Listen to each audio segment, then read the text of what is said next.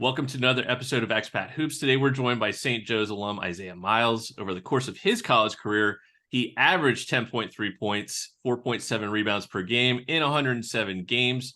He graduated in 2016, was named to the all-tournament team at the legendary Portsmouth Invitational Tournament, had an impressive showing at the NBA Combine, played for the Dallas Mavericks Summer League team, and then began his overseas career in France's top league with Dijon.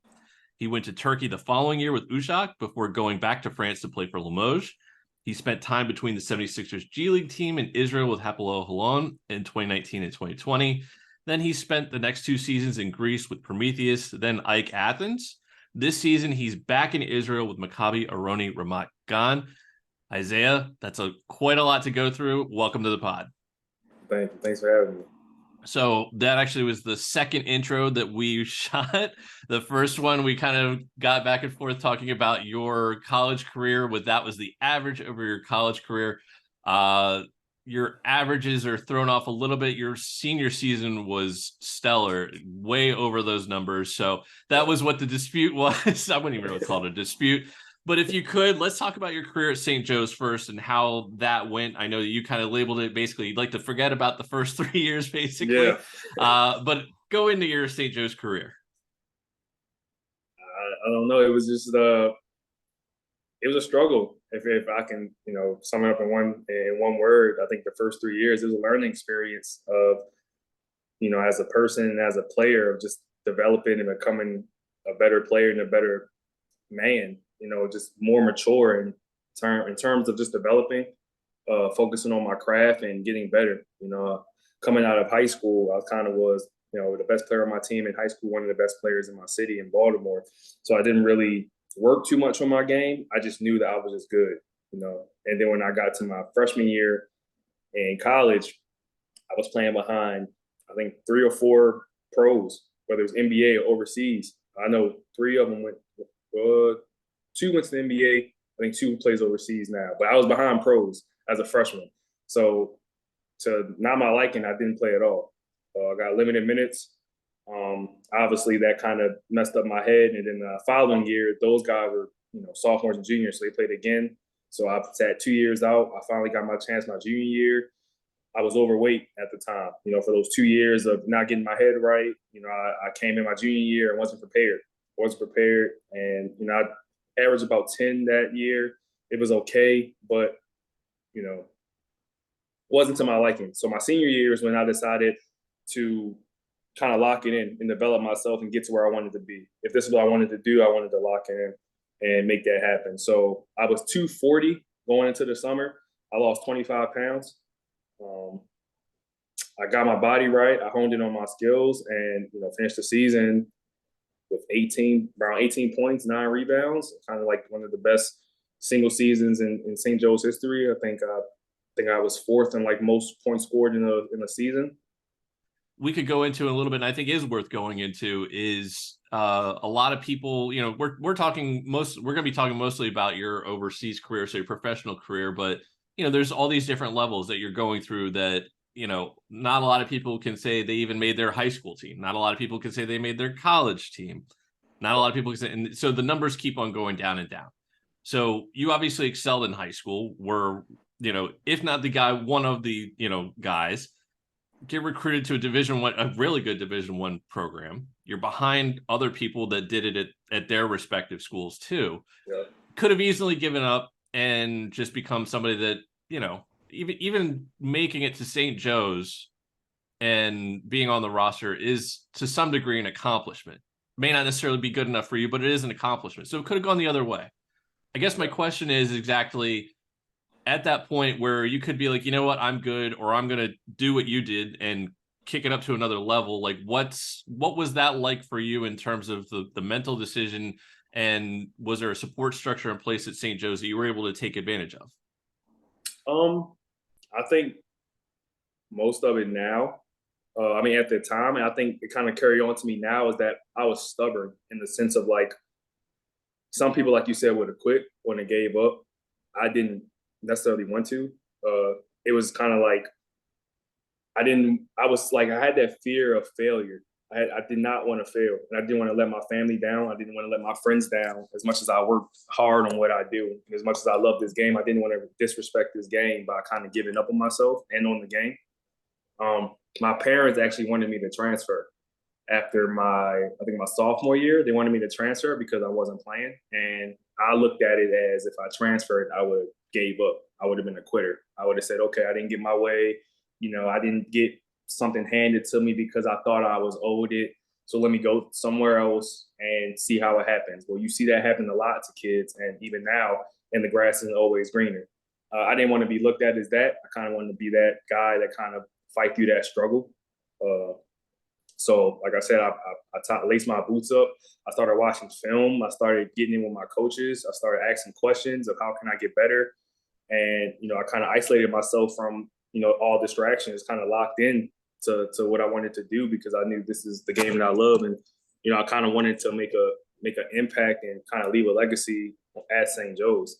So I knew I had to do kind of the sacrifices and the, necessary things to make that happen. You did make it happen. And coming out, had, like I said, a great senior season. And off the top, I know I alluded to the fact that, there was NBA flirtation and going to ultimately France's top league right out of college is not common at all. Well, usually a lot of times people have to work their way up. It's a very good league. But if you could kind of take me back through, all right, you worked your way through a really great senior season. At what point did you really start thinking that, you were going to go the next level and how that was going to look? Also with the idea that, the NBA is obviously what everybody kind of knows, but when did the overseas route kind of become like, all right, this is a viable option for me? To be honest with you, I did not see myself playing professional basketball. I didn't know anything about overseas. I didn't think that I was an NBA player. I had no idea of how life after basketball would look or how it went. I just wanted, right now, I was just focused in that moment of finishing out college, one, with a degree, and two, with a statement, with a legacy, or with something that, people could look at me, or I could look back at my college career and say I did something. Was not worried about overseas at the time. It didn't start happening until towards probably the end of my senior year. I had a teammate named DeAndre Bembry. He got drafted. And he played in the NBA for a few years, but that's when scouts started coming to our games. Scouts were coming to our games, scouts were coming to our practices, and I was getting wind from my coaches that they're not coming just to look at DeAndre.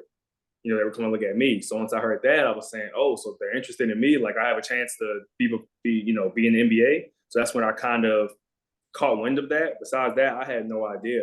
So kind of when I heard that, I was definitely motivated to keep, obviously I was doing something right at the time. So I kind of kept doing what I was doing to kind of get to that point. I wasn't aware of overseas either. I was always, I think a lot of college kids back then was kind of closed minds. Just it was either NBA or nothing. Overseas was just another outlet for me to continue playing my game, just to continue my legacy, continue my career. Once I've heard about it and I researched about it, and they made pretty good money, I was all for it. So what was that like in terms of trying to actually transition to, getting an agent and kind of exploring not only the NBA route, which was at least to some degree viable at that point? I mean, you just didn't know at that moment in time. But basically kind of covering both bases. Were you able to kind of find an agent that would be able to put you in a good position, not only for if there were NBA opportunities, great, but somebody that can actually assist you with the overseas game as well? Yeah, I had a really good agent coming out. He kind of was looking at me towards the beginning of the year. I had my first few games of the season. I had some pretty good games, and he would reach out to me and talk to me a little bit here and there. But he was always around.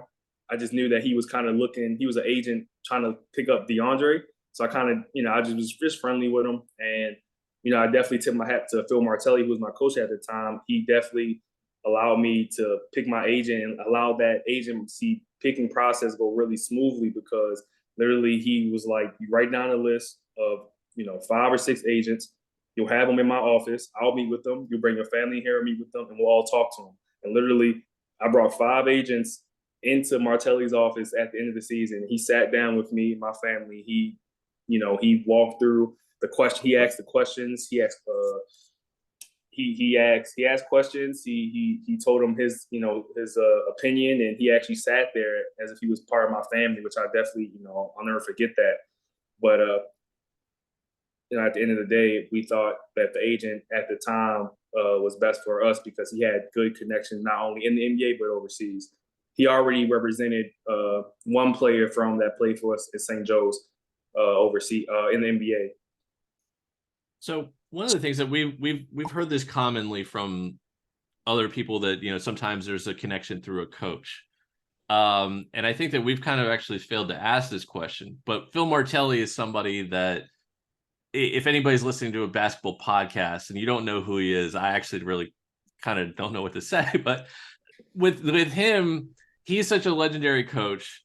And if you could actually kind of talk about the role, how important it is having a coach like that who, has been around for so long and kind of knows not only the both levels that you could go to as a professional and how that could be helpful in terms of picking an agent. Because, you're going to hear from agents that are going to be like, look, you're going to be my main client, or, there's all sorts of things. They want your business. Yeah. If you could kind of talk about how important it is to have a coach like that asks those tough questions and says, yeah, this is also kind of what you want to look for. It all sounds good, but this is where the devil is in the details. Yeah, absolutely. I mean, my mom kind of says it best. When we were going through the process, she kind of told me that agents are like used car salesmen. Like they're all going to pitch the same thing. At the end of the day, you kind of have to, look in between the lines of kind of what they mean and what they're saying. But they all, at the end of the day, going to say the same thing. They want you to sign with them, so they're going to, worship the ground you walk on, and they're going to say these things. But you got to kind of, stay humble to yourself to kind of know what they mean and what they don't. Martelli as a coach was a great coach. Like you said, he's coached, historical seasons. He's coached pros. He's coached Amir Nelson, St. Joe's pro, Delonte West, another one, St. Joe's legend. And the first, I think what kind of helped my season go so well my senior year is that before our first game of the season, he called me to his office and he said, look, I see you being the most improved player of the year. He said that, straight up. And instilling that confidence into me from him after what he's coached and what he's seen, that immediately put confidence into me that allowed me to kind of play the way that I play. So, I definitely, commend him for allowing me to be myself and, play freely throughout my season. As in terms of picking an agent, he kind of differentiated the agents he asked a simple question. And, surprisingly, you would think it's an easy question to ask, but a lot of agents didn't really know how to answer them. He said, if all hell breaks loose and he said all hell breaks loose and Isaiah's mom needs to call Isaiah, who does he call? And some of the agents were like, maybe, call one of his teammates. One of them was like, call the team or look online or something. My agent was like, he calls me, like directly. He calls me. And he was like the only one that said that. So to Martelli, he was like, he cares about you. Because all the other agents kind of threw you to someone else. But I knew he knows that if something goes wrong, you can talk to him directly. And surprisingly, a lot of agents didn't answer that and didn't really understand that. But that agent kind of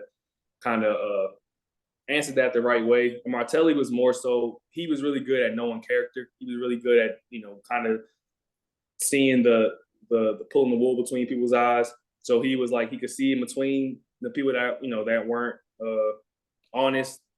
So he was good at that, reading character. So I trusted his word when he chose that agent for that reason. So I'm not with him anymore, but we had some good seasons though.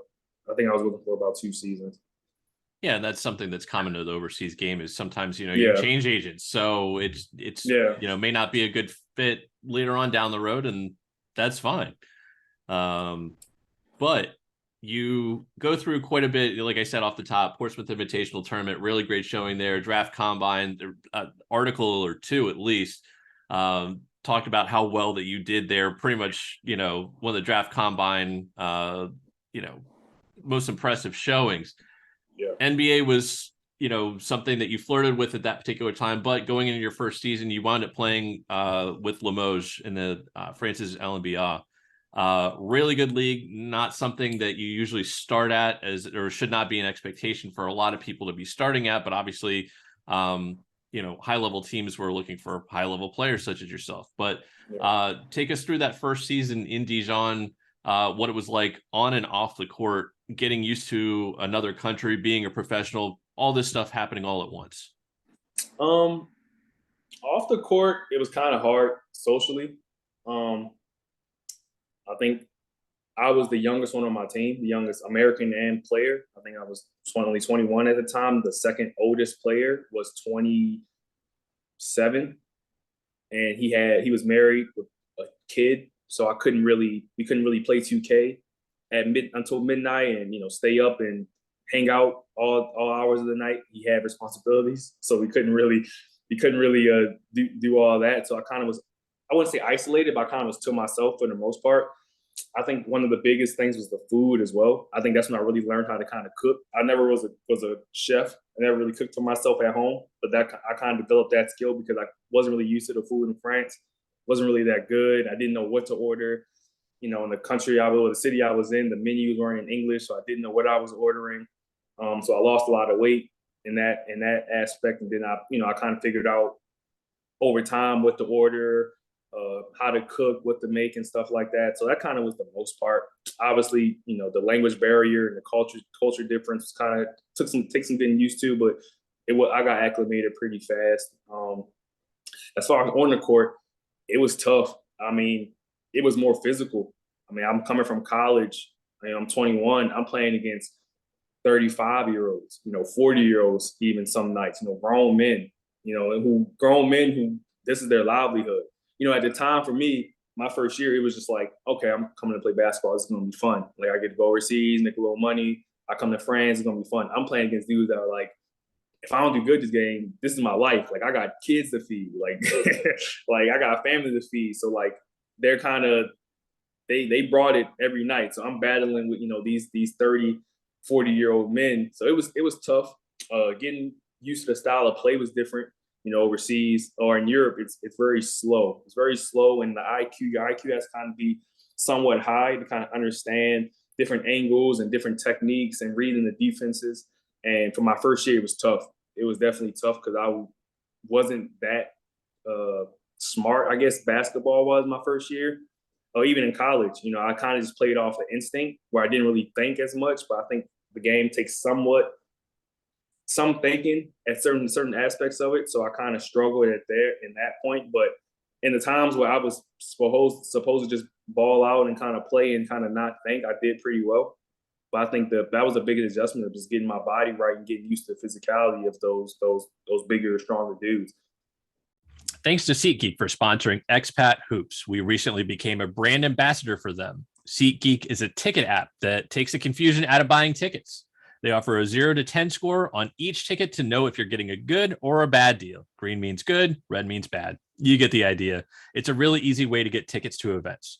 Plus, our viewers get $20 off their first ticket purchase with the Expat Hoops code. Click the link in the description to download the app. Remember the code Expat Hoops, EXPATHOOPS, all one word, to save yourself $20 off your first ticket purchase with SeatGeek.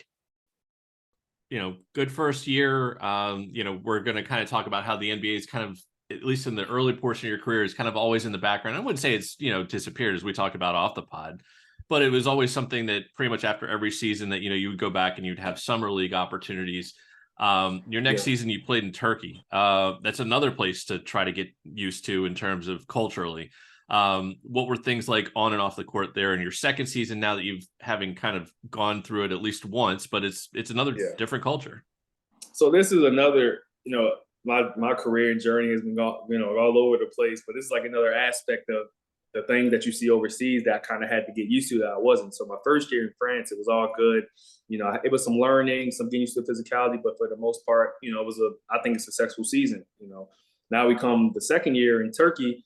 I'm in a country where, a city where it's not anything to do. There's dirt roads, there's stray dogs chasing your car. Literally no one in the city speaks English. No one.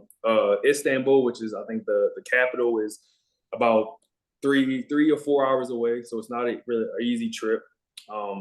This time I'm with teammates that are around my age, but we're all still young.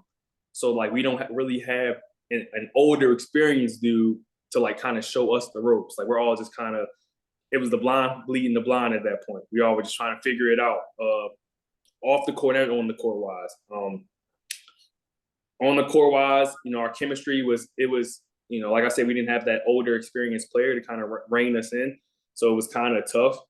And then now we have to experience the dreaded late payments coming from Europe. I know you hear those stories a lot of the, getting paid late. That was the first time that happened. And I experienced that my second year in Turkey where we weren't getting paid on time. So now that's kind of a shock to me because I'm like, last year, in France, because in France, they usually pay the same, they pay on time because through the government. In Turkey, they didn't pay on time. And they paid us in, straight cash. So we had to figure out ways to sneak the cash onto the plane, to take it back to America. It was a bunch of things that I was not used to my second year. That had no idea. But that kind of was the most toughest part. I think they still owe me money, the money that I'll never see. So I think that might have been the toughest, maybe the biggest, I guess, adjustment was just still keeping that professionalism because you're not getting paid on time, but you're expected to come to work every day and play hard and come to practice and not have a kind of attitude, but it's hard when you're not getting paid on time. So I had to kind of learn to be a professional, especially when things aren't going my way. So at the end of the day, it still kind of taught me something. So after that season, you actually do go back to France, which is kind of interesting because, again, you talked about how it's done through the government. I assume that's not a coincidence. But now this is your second time in the country with a different team with Limoges.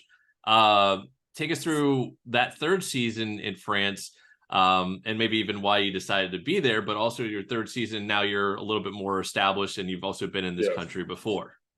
Yeah, Limoges was good. I love Limoges. I love the city. Wasn't kind of like a small city like Dijon. Dijon wasn't too big, but now again, another step in my journey. I'm in what's called Euro Cup, which is European play. So now in those first two seasons, I was just in the local league. So we just played either in the French league, we played in the Turkish league. Now in Euro Cup, we're playing all over Europe. So now we're traveling. So now we're playing against Spanish teams, Turkish teams. Then we played a team in Poland. So now we're going out. I'm traveling, and now I'm experiencing different types of play style because each country has kind of like their own kind of different type of play style. So I'm experiencing that, how countries play. I'm experiencing how to kind of recover my body after games because, we have 2 games a week now. So now I have to, I only have probably 1 day off or maybe no days off. I'll practice next day. Then we have to fly out to another day to the game. So now I have to figure out how can I recover, eating well, keeping my body right. I'm watching film, scouting. So now there's like another layer in my journey and in my career of, again, being a professional and how can I keep this thing going the way that I wanted to keep this longevity going. So I think it was a good step. Euro Cup is always a good step. I think I played pretty well when I was with Limoges. I played pretty well in Euro Cup, and I think we had an all right season. In our house, when we use a VPN, we are sure to use NordVPN. NordVPN secures up to 6 devices and is compatible with Windows, Mac OS, Linux, Android, iOS, and even your Wi-Fi router. Plus, it's no risk to your wallet. Head over to their website for pricing or contact customer support 24/7. And remember, your purchase is always safe with Nord's 30-day money-back guarantee. Click the link in the video description to use our code and make sure you're secure with NordVPN. So you guys kind of hit on this a little bit, but if you could kind of expand on the idea of like when you start going from your singular country league into European play. This is something that, like, if you're familiar with soccer, you kind of understand how it works if you've got your own national league, but then you've also got to face teams from other countries, and usually they're going to be the best ones. Yeah. If you could kind of talk about like what that was like in terms of you did talk about the toll on your body, but in terms of relative to kind of like what you'd seen at that point in time to the college game, whether it be even professional, like what was it a significant jump up? How would you phrase it, I guess, is what I'm getting at when you're starting to What do you see. mean? So like when you're going from like these national leagues, not only the frequency of games, but when you're talking about like, oh, these guys are really good and you're playing them on Yeah. a more consistent basis. What's that like? It just shows how you kind of have to be more into it mentally than physically, because a lot of times your body isn't going to be there that night. You know, it's going to be, you're human. There's going to be times when your body's tired.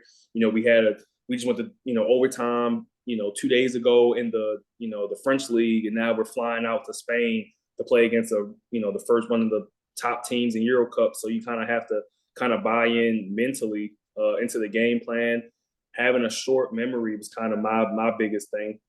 That's why I kind of love playing in European competitions, because you can have a bad game in the in the French league, and then you play in a great 2 days later in the in the European league. So it's like you can't really harp on those bad games. It's kind of having a short memory, which is moving forward. It allows you to kind of do that. And then again, it's team chemistry as well, and it's team momentum as well. If you're doing what we lose a game that was tough, then we come and win a big game against a big team in Euro Cup, you kind of forget about that bad game, and now you have a new stepping stone to kind of move forward. So it kind of helped in that way as well. So after this season is when you really, we talked about it. NBA was kind of in the background of each season. Like you were with Summer League, or you'd gone through the Combine, Portsmouth Invitational Tournament. So definitely the NBA interest was there. But after your third season overseas was when the NBA kind of would come back into the picture in a different way. If you could take us through what that experience was like. I think I did well enough in my last season in Euro Cup with Limoges that I wanted to kind of try my hand in the NBA. I always wanted to do it. I knew I'd regret it if I retired. I never tried it. I wanted to at least try it and see how well I could do. I thought I was doing well in my career, that I could give it a shot, and I did. So I played with the 76ers summer league team. They were always kind of interested in me, even coming out of college. So my agent, he got me a summer league spot with them, and I go to summer league, and again, I'm going to a whole different play style of basketball. They play in NBA completely different than they play in Europe. The game is way more faster. It's way more athletic. The spacing is different because the three-point line is further out. So, in Europe, you can sit in the paint for 3 seconds and doing defense. In the NBA, you can't do that. So the spacing is different. It's more kind of one-on-one. My play style is I play better through a system than one-on-one. So it was kind of that adjustment to me. So again, another adjustment. That's kind of like the trend going on now with a bunch of adjustments as the years go on. So again, another adjustment that, I was able to kind of grasp, I think well enough. I think I played well that summer league, those few summer league games. But I think at that moment, just, again, timing. I think it's all about what the team needs at that moment. And I think at that moment, they already had a shooting stretch four that was experienced. He's been in the league for, 10 plus years. He was a veteran. So I feel like they probably didn't need me at that moment. And I felt like I was making good enough money to not kind of settle for the G League. But then again, I also wanted to try my dream. Who doesn't want to play in the NBA, So I kind of wanted to try that dream. So I just took a shot at it. Well, and with the G League too, I think you mentioned this off the pod in terms of about the minutes and everything. Take us through kind of like what that was like. You're playing for the 76ers G League affiliate. And this is also to your point with timing. I think you were also mentioning off the pod about like the minutes and what they wanted to see. So even if you could kind of take us through what that was like, and maybe even quite frankly, maybe the frustration with it. Yeah. So, it was tough. Again, at the end of the day, the NBA, G League, all that, that's a business. It's a business, and it's how it works. They have two-way contracts. I signed an Exhibit 10 contract, was a training camp deal, and they go into the G League. But you have two-way contracts where they kind of have priority because they play for the big league and they play for the G League. So, you'll have a dude at your position. He's kind of owed those minutes that you're playing at your position. And I had a dude at my time, he was actually on a roster spot. but the Sixers were trying to shop him, trying to trade him. So they sent him down to the G League. But of course, he's a 4-man, and he has to play. So it was kind of tough. You had to kind of, again, be professional with it. Stay ready. So I've done that. Just that moment didn't really come as frequently as I wanted. It was frustrating at times. You would be in practice and you'd practice all week ready for a team, and the guy, he kind of is playing for the Sixers, so he doesn't practice with you in the G League, and then comes game day, he's in the locker room suiting up, and you're like, it just takes the air out of the room. But again, it's professionalism. You got to stay ready because who knows, something may happen, and you get that opportunity to come in, and that kind of shows, I think, in another way, your professionalism if you're able to step up to the plate. And that's why you have like the Jeremy Lins and the guys like those who kind of are ready when the opportunity comes. So I stayed ready. I stayed optimistic, and after a while, I kind of just had to kind of be real with myself and show that time wasn't coming. So I kind of went back overseas. I went to Cholet, France again, and I think that's when COVID hit. Actually, is there anything there? Because a lot of people have their COVID stories, and I know that I have it in there that you signed with them, but you never actually played a game. Yeah. But what was your COVID experience like since you were over there? My COVID experience, I was over there. I practiced with them for about 2 weeks. COVID hit, and I went there mid-season. So I went there. I think they played 2 games without me because I was still trying to get integrated into the offense and things like that. And then COVID hit, and then the world was kind of on hold. So I kind of went back home, and so it was tough because I'm coming off a G League year, half of a G League year, and then I went overseas and I didn't play because of COVID. So I didn't have much income. I didn't have any income at all. So I ended up working at Amazon during that COVID. I worked at Amazon, and I worked at a gun range because I lived in Arizona at the time. Well, I still live in Arizona, but I live in Phoenix, Arizona. So I worked at the gun range. My mom and dad are law enforcement, so I kind of know my way around a firearm. So I taught that. I was a firearms instructor at a gun range near my house. So it's kind of where I was during the times of COVID, and then when COVID finally ended, that's when I went to Alum in Israel. We have merch. Head over to the Expat Hoop Store where you'll find t-shirts, hoodies, masks, coffee mugs, pint glasses, and more. It's one of many ways you can show support for the podcast, so head over there and pick up some merch. That link below is in the video description, or you can head over to our website, expathoops.com, and click merch. We offer a couple of different Expat Hoops logos, and we have men's, women's, and kids sizes, so you can get something for everyone. At that moment in time, then, so you're just coming off of your COVID experience with G League, France, firearms instructor, and Amazon. When it comes around to the next season, where are you looking to go at that moment in time? Did you have other opportunities before you went to Israel? Not that I can remember. I mean, I probably had some, but probably weren't as good in terms of like role wise or maybe money wise. And now that I'm thinking about it, I did remember Israel was a place to be. Tel Aviv, I think that was a team that I was playing in, and I remember Tel Aviv. People telling me that Tel Aviv was just like Miami, and like I do remember now that you mentioned it, that you want to play there before you retire. I do remember it now because now it's starting to click. But yeah, Tel Aviv is a beautiful, beautiful city. The weather is nice. It's beaches. My house was right near the beach. So I knew through all my options, this kind of was the best one. So you're back in Israel this season, so I don't want to jump around too much. So this would be kind of your first experience going back to this season that I'm referring to in the 2020 to 2021 season, where you kind of got a taste not only of what Israel has to offer in the positive, but also had some scares as well. So now that you're actually back there again, and given what's going on in the world, we've well known about that, but there's obviously incidents along the way that are usually not this large. But if you could kind of take us through a little bit what it was like getting adapted to Israel at that point in time and having to go through that. I think one of the articles I read that said, in the apartment building that you were living in, they had a shelter in the bottom that you were hopefully never going to have to take advantage of, but you did. So take us through kind of like what that was like getting used to that.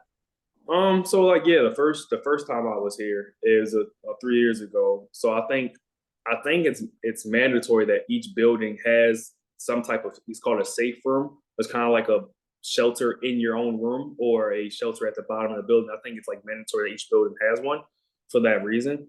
I never thought I'd actually need to use it. I thought it was just like precautionary things, like just in case. Um, and then I think it was we were almost through the season. This happened like kind of in May, so we're almost through the season, coming into the playoffs, and then I hear these sirens. It kind of sounds like the purge, and obviously I'm kind of caught off guard, and my Israeli teammates are saying, that it's just Palestine are shooting rockets or missiles at us, but we're protected by the Iron Dome, which is a defense mechanism through the government. And it kind of like shoots out incoming rockets before they even hit the ground. So that kind of relieves some stress, but not too much, because just the Yeah, fact that it's still in theory. Some of them can get through. yeah, exactly. It's like not 100%. I know it's like the percentage is like 97 point or 98 point something percent, but there were some rockets that got through at the time. One getting through, one blew up a bus probably a block from my house at the time. So it was tough. It was tough being in there. It was my first time being in anything like that. The team did a really good job, kind of just relieving the Americans, and allowing us to have our feelings, and kind of securing us in that moment. But they kind of were understanding that this was our first time experiencing anything like this. It was tough. I know the season kind of shut down for a while, and my family, they were going nuts. So I think I took that opportunity and I just went home. It was only like a month left in the season anyway, so I was just like, yeah, I want to go home. Which I don't want to say I regret going home, but I wish right when I was going home, like literally the day after I went home, there was a ceasefire. So there was like a kind of like a surrender by the other country. So I kind of was upset because we had a really good team. I think we had a really good chance of going far into the playoffs, but everything happens for a reason. And at the end of the day, I'm happy to say I got out there at that moment. I kind of saved my mom the headache and the heartache of her worrying about me at the time. So everything happens, but yeah.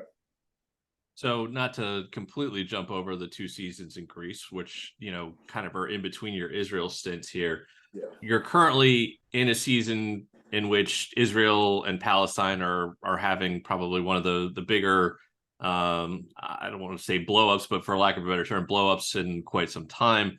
And once again, you find yourself kind of in the middle of it. What's something that you've been able to take away, having gone through the first experience, that this season's been maybe a little bit better, or if this is truly just uncharted waters that you're just like, I'm kind of dealing with it all over again on a different level? I mean, to this degree, I haven't experienced it to this degree, to it being this bad. I mean, on October 7th, it was a terrible day for everyone. That was actually the first day of our first game of the season. I got here during preseason. I got here late during preseason. I signed pretty late, so I was only here for about 2 or 3 weeks. And the first game of the season, that's when the kind of attacks happened on October 7th.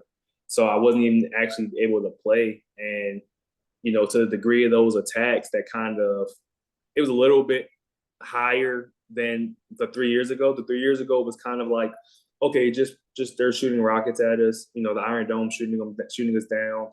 But for now, it's unsettling. So let's go home. At this point, on October 7th, they were, the attackers were kind of in the country, and they were in the country kind of attacking people, not too far from Tel Aviv where I stay at. So it kind of, the degree was kind of higher, the severity was kind of higher. So that's why I kind of look at it, is that, I went home. I think I went home probably a few days right after that happened. And then we just been on standby until, things kind of calmed down, till the Israeli government kind of got everything under control. And now that they deemed it safe, to come back. So I trust the government. I trust, what my team says. And, I've been here now for about 4 or 5 days. And, I haven't had any fear for my life. I haven't been, stressed out. It's only been probably 1 or 2 sirens because of the Iron Dome. And it's only lasted for about 45 seconds. So it's not bad. The season's supposed to start back up November 25th, and we start back to the way that things were, hopefully. So now you've been through this before where you did get out. I mean, and this is something that, we've talked to other people that have been, whether they've been in Ukraine or they've been in Israel or other spots across the world where either you maybe can kind of see something on a slow build, or even if you didn't see it coming. Have you kind of mentally thought about like, all right, if it gets to a certain point, this is my plan of action? You're now at least, multiple year veteran of being overseas, and you've kind of seen a thing or two, but I know you're saying you feel safe now, but if you could kind of take me through exactly what is kind of in the back of your mind, like, yeah, I might feel okay now, but I do have a plan. I want to say my family definitely weren't for me coming back. I don't think no one in my family was for me coming. I don't think no one in my circle was for me coming back. Obviously, for obvious reasons, but I think the media kind of portrays it a little bit differently back at home than it is here. I think it's a little bit more under control here than where people in the media are showing it. I think the way when it first happened, the way the league and my team kind of handled us getting out of here was very, very well. Like, again, we left the same day it happened. We left that day. They bought us a flight. We went to Greece because there were no flights going to America. So the league bought us flights to go to Greece. They paid for our hotel. We stayed in like a resort for about a week until flights opened up to go back to America.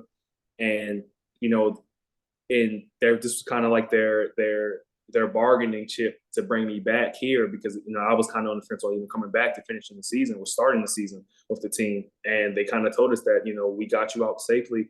If it were to get to that point again, we'll do the same thing again, no hesitation. And that kind of gave me some confidence that, okay, like they did kind of handle their business the first time. So kind of, if it were to happen again, or to that severity, I kind of feel confident that they'd probably take care of it the same way they did before. Yeah, that is one thing that is not a common experience, unfortunately, on the podcast, where other people have been in other countries, and some of the teams first of all, the league's probably been MIA, but the teams themselves have been kind of like, we're trying to figure it out too. And that's if they're trying to. Some of the other ones are like, you're on your own kind of thing. Exactly. So that is a big thing that cannot be understated. Hopefully it's not necessary, and hopefully things on a bigger level can get to a better point. But definitely want to thank you for sitting down with us to talk about your career so far. We do have some expat extras that are separate from the pod that we'd like to get in with you to. Mind sticking around for those? Yeah, absolutely. Hello, and thanks for watching. Be sure to give the video a like, and you can watch more videos over here. You can also click subscribe over here so you're notified when we have new content here on Expat Hoops.